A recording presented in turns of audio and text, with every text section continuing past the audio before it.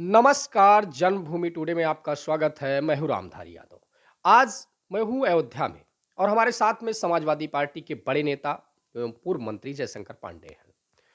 अयोध्या के विकास और इसके इतिहास और इसके कई ऐसे विरासत के बारे में चर्चा करेंगे, क्योंकि ये अयोध्या से विधायक भी रह चुके हैं।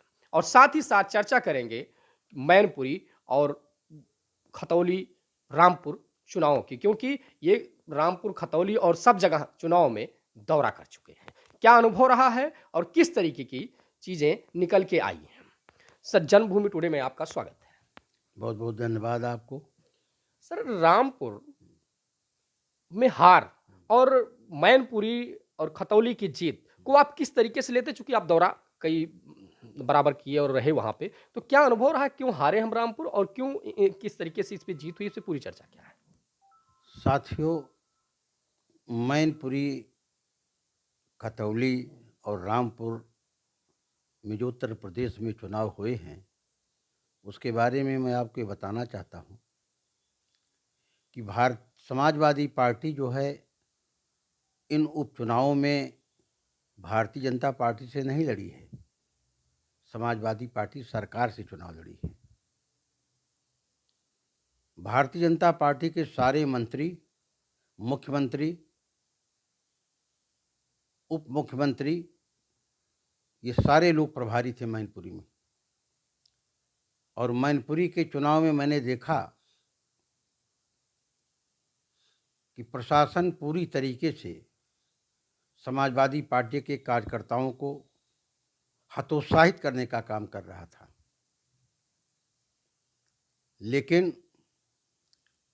आदरणीय अखिलेश यादव जी, माननीय शिवपाल यादव जी, प्रोफेसर राम गोपाल जी, तेज प्रताप यादव जी, अक्षय यादव जी, अंशुल जी और पूरा सैफई परिवार के सामने जीवन मरण का संकट था। और मैं बधाई दूंगा अपने महान परम पूज्य नेता मुलायम सिंह यादव जी को कि जब तक कोई जीवित रहे, उन्होंने समाजवादी पार्टी को बनाया। और जब वो भगवान के श्री चरणों में पहुंच गए, तब भी उन्होंने समाजवादी पार्टी को बनाने में अपूर्व योगदान दिया। क्योंकि मैनपुरी की जनता ने एक एक वोट मुलायम सिंह यादव को श्रद्धांजलि के रूप में दिया है। मैनपुरी का विकास आदरणीय मुलायम सिंह यादव ने किया। मैनपुरी मुलायम सिंह यादव के नाम से जाना जाता है। चाहे इंजीनियरिंग कॉलेज हो, चाहे सैनिक स्कूल का स्थापना हो, चाहे सड़कों का चौड़ीकरण, सड़कों का निर्माण हो, मुलायम सिंह ने पूरे प्रदेश के साथ साथ मैनपुरी का भी विकास किया। और एशिया में शायद कोई ऐसा नेता होगा मुलायम सिंह जैसा कि जिसने अपनी मातृभूमि का, जहाँ पैदा हुआ, उस गांव का विकास किया। मैंने आज तक जितना पढ़ा लिखा और देखा, उसमें से मुलायम सिंह ही एक ऐसे राजपुरुष थे जिन्होंने सैफई को प्राइमरी स्कूल जहाँ नहीं था, वहाँ मेडिकल कॉलेज की स्थापना की, एयर स्ट्रिप की स्थापना की और सैफई को सैफई बनाया। आज जो लोग मुलायम सिंह के खिलाफ, सैफई परिवार के खिलाफ वहाँ वोट मांग रहे थे, तरह तरह के लांछन लगा रहे थे, आदरणीय अखिलेश यादव, माननीय शिवपाल यादव जी को कटघरे में खड़ा करने का प्रयास कर रहे थे, इस डिम्पल यादव जी की जीत ने भारतीय जनता पार्टी के मंसूबों पर पानी फेर दिया। मैनपुरी तो जीते ही हैं, लेकिन रामपुर में प्रोफेसर राम गोपाल यादव ने भी कहा कि जो है होना चाहिए, कोर्ट में भी मामला गया। तो इस पर क्या कहेंगे? वहाँ पे आप गए, क्या परिस्थितियाँ थी कि वहाँ? रामपुर का जो चुनाव था, आदरणीय आजम खान समाजवादी पार्टी के बहुत बड़े नेताओं में से एक हैं। आदरणीय आजम खान साहब को योगी सरकार हर तरह से परेशान करने का काम कर रही है। उनके व्यक्तित्व पर तरह तरह के छींटे उछालने का काम कर रही है। और आजमगढ़ में चुनाव जो हुआ है, ये चुनाव पुलिस बनाम समाजवादी पार्टी का चुनाव था। लोगों को मत ही नहीं डालने दिया गया, घर से निकलने ही नहीं दिया गया। लोकसभा के भी चुनाव में यही किया गया, इस चुनाव में भी यही किया गया। और वहाँ के मुस्लिम सपा कार्यकर्ताओं पर इतना दबाव, इतना टेरर बनाया गया कि उनको मजबूरन भारतीय जनता पार्टी ज्वाइन कराया गया।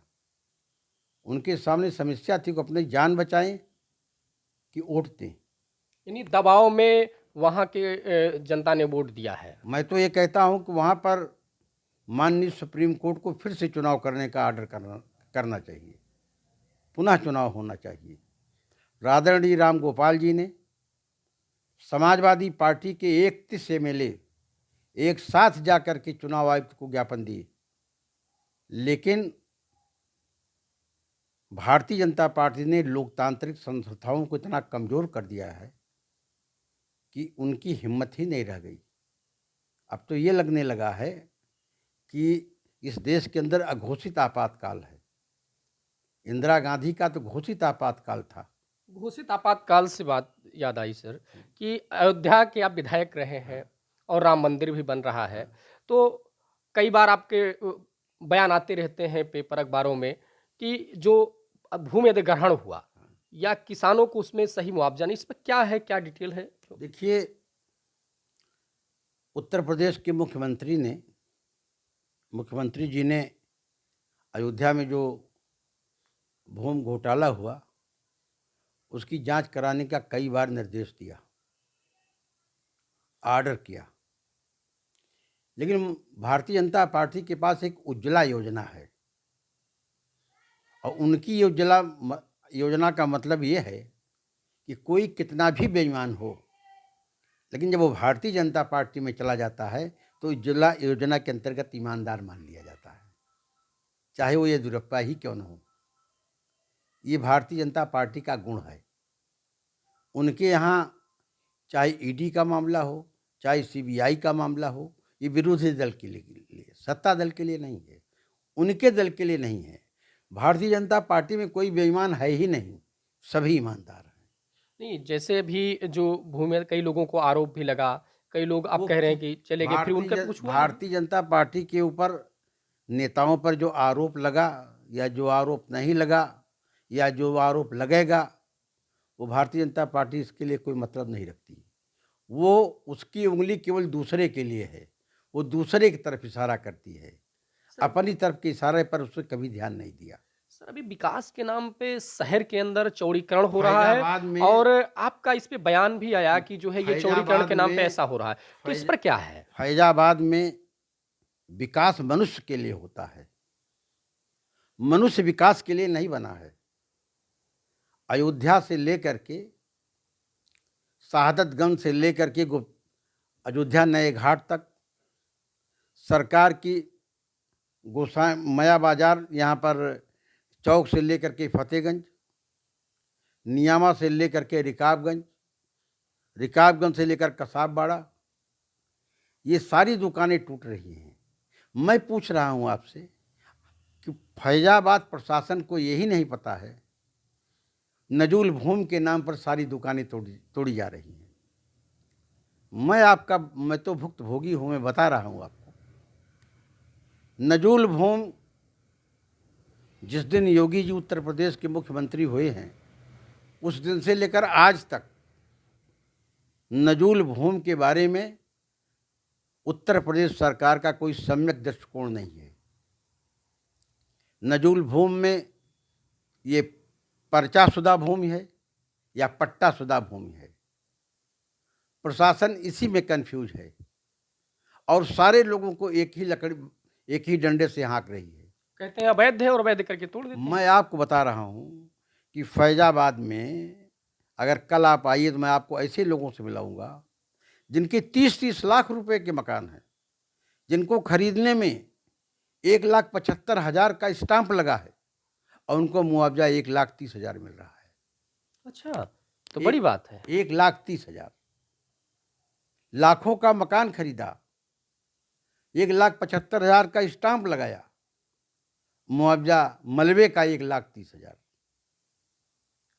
वो पहले पर्चाशुदा नजूल की जो पर्चाशुदा जमीन होती थी वो भूमधरी मानी जाती थी, उसका नक्शा पास होता था, बैंक ऋण देता था, और जो पट्टाशुदा होता था उसकी मियाद होती थी, बागवानी के लिए अलग, कृषि के लिए अलग, आवासीय अलग। आज योगी जी की सरकार में आज तक जब से मुख्यमंत्री जी बने हैं और आज तक नजूल भूमि के बारे में इसकी सरकार का कोई निर्णय नहीं है, और जिनका पट्टा खत्म हो गया है उनका पट्टा रिन्यूअल नहीं किया गया। मैं आपसे पूछना चाहता हूं कि अगर पट्टा खत्म हो गया और पट्टा आप नहीं रिन्यूअल कर रहे हैं तो इसकी जिम्मेदारी उस व्यक्ति विशेष की है, सरकार की है, आपकी नीति ही नहीं है। और इसी फैजाबाद के अंदर बड़े बड़े आदमी जो बड़े लोग थे, जो सरकार में बैठे हुए हैं, जिनका सरकार से संबंध है, बड़ी बड़ी कोठियां इसी फैजाबाद के अंदर थी जो फ्री होल्ड कर दी गई, और गरीब आदमी तरस रहा है। और आप समझ लीजिए कि पूरा फैजाबाद में व्यापारियों का इतना बड़ा उत्पीड़न, जो व्यापारी कमल के फूल पर वोट देने के लिए जान दे देता था, आज उसकी बात कोई सुनने वाला नहीं है। वो आंखों में आंसू भर करके घूम रहा पागल की तरह से, कोई पूछने वाला नहीं है। एक आखिरी सवाल कि अभी जो है निकाय चुनाव को लेके चुनाव आयोग ने जो है अपनी आरक्षण सूची जारी कर दी है, तो अभी क्या ये ऐसा जो हमारे सुनने में आ रहा है कि आपके परिवार से कोई अयोध्या नगर निगम से चेयरमैन के लिए चुनाव लड़ना चाहता है, क्या बात सही है?